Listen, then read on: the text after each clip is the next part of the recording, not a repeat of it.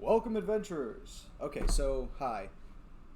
I don't know how I was going to start this. I know my hair looks like shit. I know the light shit. I don't care. It's not about my face, it's about what's on the screen. So, this is going to be the first development diary for HotShot. I've actually should have done one a lot sooner, but whatever. I'm starting it. I've got a bit done. Just a bit of the layout and everything. I'm going to do assets and design and stuff later, but right now, this is what I got. So, we're going to go through it real quick. There's going to be 3 different parts to this little video. It's going to be first just going over what I have in the game right now, what programming I have, which is really simple stuff. Then I'll go over the blueprints that go into that, so people who are into that can see what I did to set it up and see how poorly I set it up, but fuck it. And then the third part is I'm going to talk about HotShot for a minute, about the actual concept for the game, the story, gameplay, and all, what actually is going to happen, or what my goal is with making the game, you know? So we're going to switch over, and there you go. So here we have a nice blank screen. You hit play, and this is the opening screen of the game. This is the main menu. Now, if you hit new game, it brings you into a new game. Hit save, which is Z for now, but it's going to be through a menu later. Hit Z, it saves the game. You hit escape. And then when you go back in, if you hit new game, now it says, oh hey, there's a save file found. So you can either erase it and start another one, which just erased the old one. You hit Z again and save it. Or, hit play again. You hit new game, hit no, it takes you back to the main menu. You hit load, and it'll load your save. And the other thing is that the load is linked to the new game system, so if you hit load and there's not a saved game on, it'll just start a new one for you, which is kind of redundant, but I don't care. So now we're in this. This is going to be the town level, so the town is where you'll switch your equipment and everything.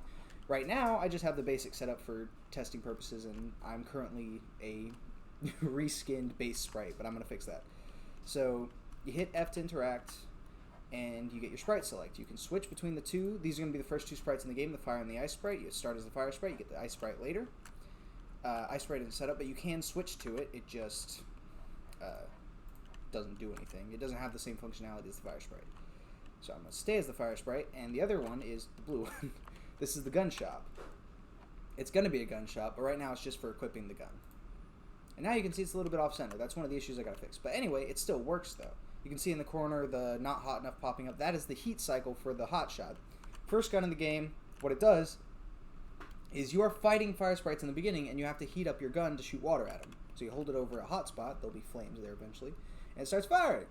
Ta-da! And then you can run away and use it. So you have to stand still to heat the gun, and then move around and use other hotspots that will spawn from yourself and the enemies to keep it going.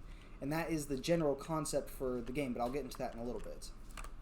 So that is most of what I had set up. Yeah, that's generally it. Was the logic for the main gun, the character swapping, and some more stuff about the menu. So I got to fix some of the save files, fix some of the logic with the equipping of weapons and swapping them out. I still got to do that, get to that, and the stat upgrades for the weapon, which I hope are going to be good. But the other part of this is generalized game blueprint. I'll just leave this in some spots for a few seconds so people can see, but this is the game instance menu. So this has all the logic for the save and load system as well as all the menu systems, because they all access data from the save file, which is routed through this as well. So all the information, all the variables and all are routed through this game instance, through these different save systems, to load into levels, load into the main game, and save stuff at the end. You can see this isn't set up yet, but I'll get to that. That's another thing with saving the body, but I have to route the selected sprites through the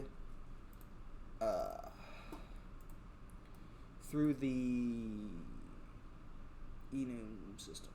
Something I haven't done yet. Anyway, this is the HotShot sheet. So this is how the HotShot works.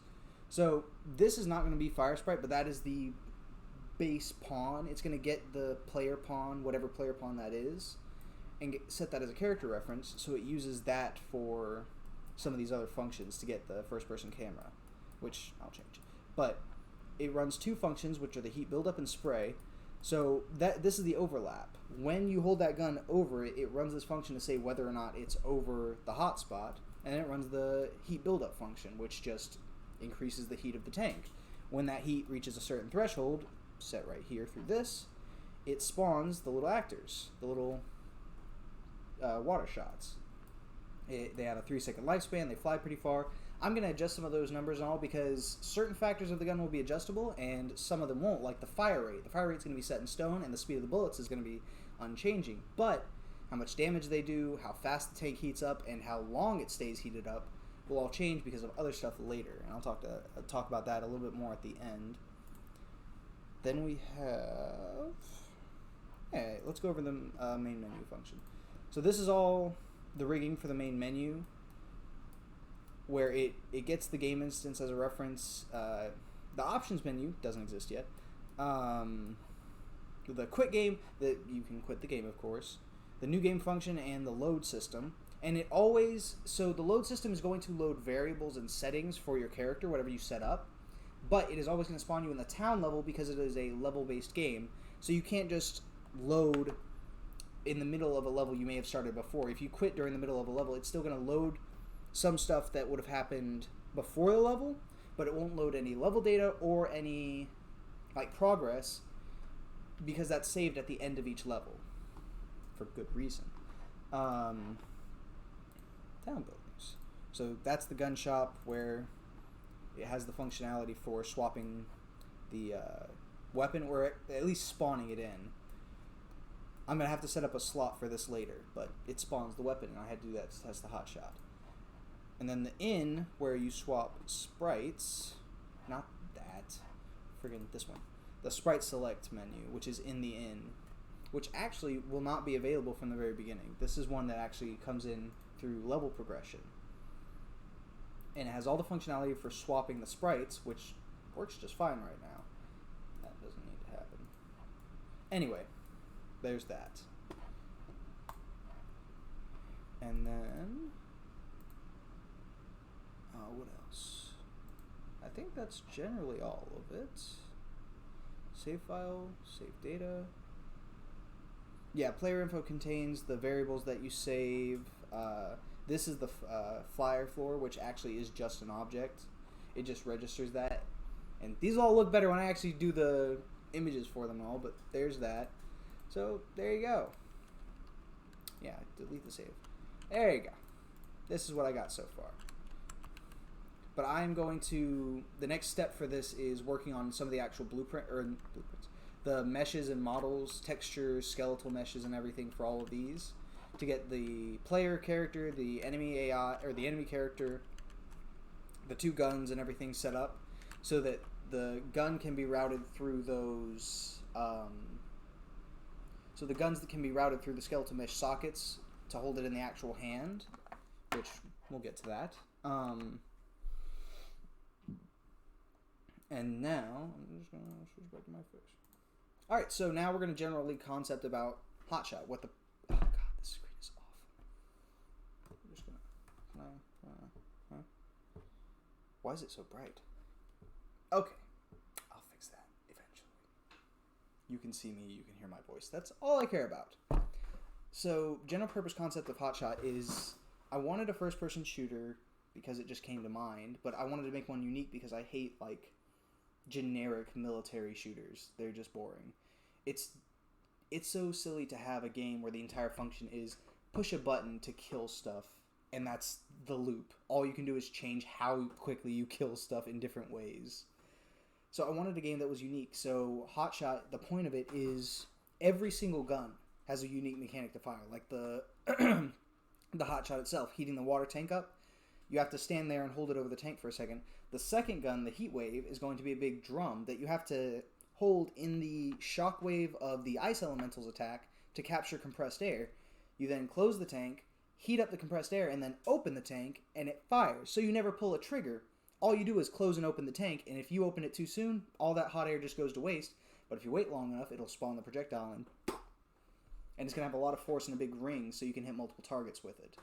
The other thing is that as you upgrade these weapons, the intention is every 10 levels for each part, the guns are all composed of parts, and each part can be upgraded separately to upgrade different aspects. The HotShot has the pipe out of the front, the main tank, and the vent at the bottom. The vent lets you heat it up faster. The tank lets you store more heat, and that's important because as you upgrade the pipe, it increases damage. But once you hit the 10 level threshold and you get the upgrade, The upgrade for the pipe adds a second pipe, which means if you have enough heat in your tank, it will fire out of both pipes instead of just the first one, and you can add on to that. I haven't decided whether the pipes are going to be angled squarely the same or separate. It may start in a cone or in a like section where it's all together and then fan out as you get higher and higher. And the damage threshold is going to have to get higher too, because there is going to be a lot of scaling with this. I'm taking a little bit of inspiration from Monster Hunter as far as like the tiered quests go.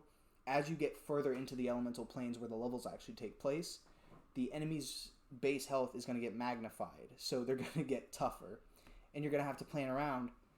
Certain enemies have certain attacks. Those certain attacks can have certain effects, like the fire sprites throwing fireballs, spawning hotspots, the ice sprites making the condensed air ice crystals that you use for your heat wave. Certain levels are not going to have those enemies. So certain guns aren't going to work unless you have the ability to cause the effect that makes them fire, or unless you plan ahead with other things that will come in later.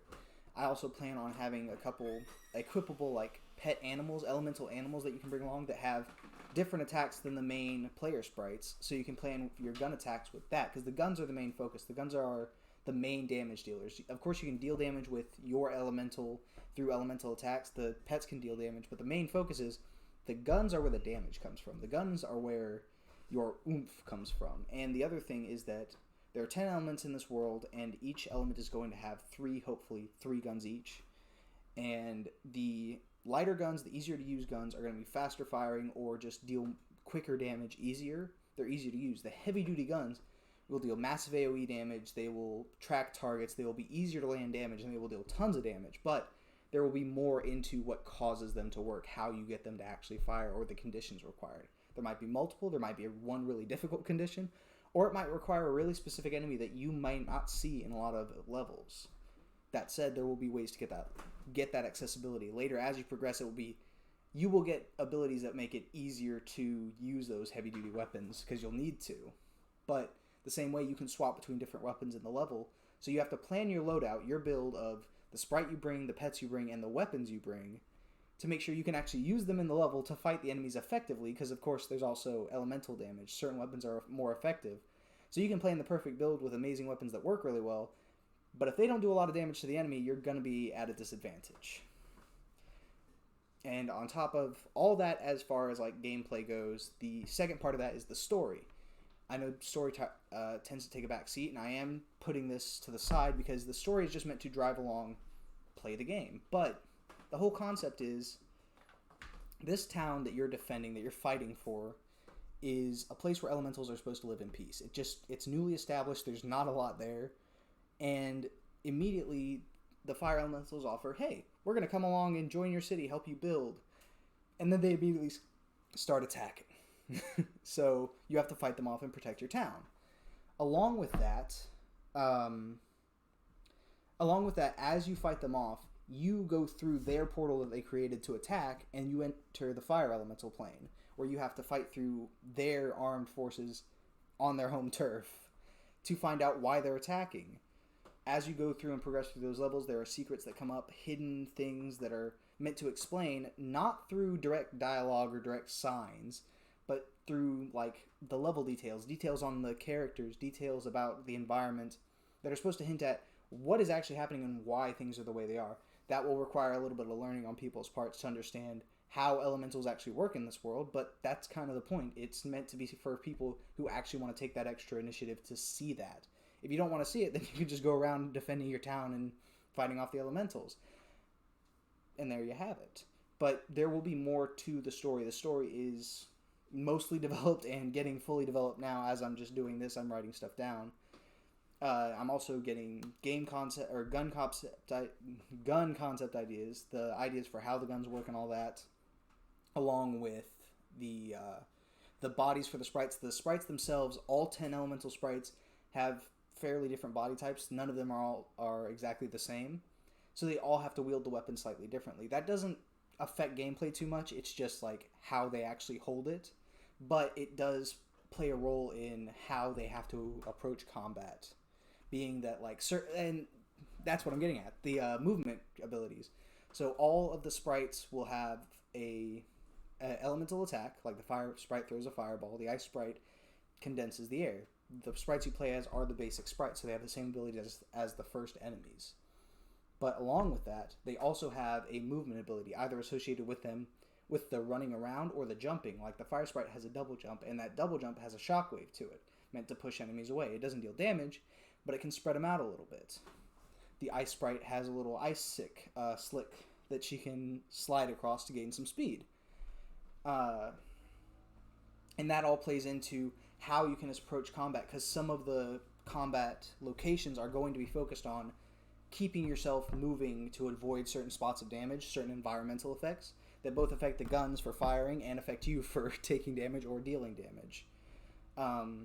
There will be environmental effects in some of these places. There will be, of course, the elementals casting stuff all over the place, and there will be not necessarily like pick up power-ups, but there will be certain things that you can walk over, pick up, and they will assist you in in moving along. As far as missions go, the base main mission is kill all the enemies. There'll be a certain number of enemies that you have to defeat, and that is the maximum number for the level. Once all the enemies are defeated, it's over. But there are also objectives where there are, of course, getting to a certain point. You have to fight your way through a certain section of enemies to get to a location. And the other big one that I'm kind of fond of is almost a like rescue mission sort of thing. There are elementals in the armies that don't want to be there, that are basically almost being forced to fight. They want to get out, but they have no choice. Your job is to identify and find them using certain details on the body meshes, which I will try to make as decently obvious as possible. And the other thing you can look for is noticing less aggressive tactics. They won't be firing as often. Their AI will be different to denote that they're not trying to hurt you as much. Use that, find them, run into them, and they will leave. They will have their way out of this fight. And that will help the town grow. The town grows as you progress through these levels as well, because as you're going through these elemental planes, you get to meet and see elementals from those places that want peace, that aren't part of these militarized units, that don't want to fight. And you may even find out that a lot of the sprites in the military didn't want to fight. But that's all for the story for later. So that's all I have for HotShot for now. I'm going to start just working on bits and pieces. Every Monday I'm planning on uploading one of these just to keep myself going, keep myself in check for actually getting all this done. And I'll see you then. Links in the description are going to be for the Discord, where I'm actually talking about the game development, going over, like, figuring out issues with the development, figuring out what I'm going to do, as well as posting images, pictures, GIFs, just short video clips of the stuff from the game, from Blender when I'm making the assets and everything, as well as pictures of the document I'm writing, where if I'm not sitting at my computer, I can still write about what I want to do with the game for the core concept and the ideas, especially the end game, which right now is not planned because I don't know if it'll get that far. But I know what I have planned for the first demo, for the first like alpha. It's a gameplay test basically. It's to see people's opinions and see if it's all working right. And then the secondary demo, the primary demo, will be an actual demo of the full game with most of the functionality, but certain things locked off for the full game, which are going to be the big things. I'm excited. But that's all for now. Links in the description for Facebook, Discord, and Instagram, where I'm posting a bunch of different stuff, but mostly the Discord and the Instagram where you will see the game development and images and renders of game assets and little clips of stuff that happened in the game when I can get to that. So, toodles and... Oh, farewell adventurers.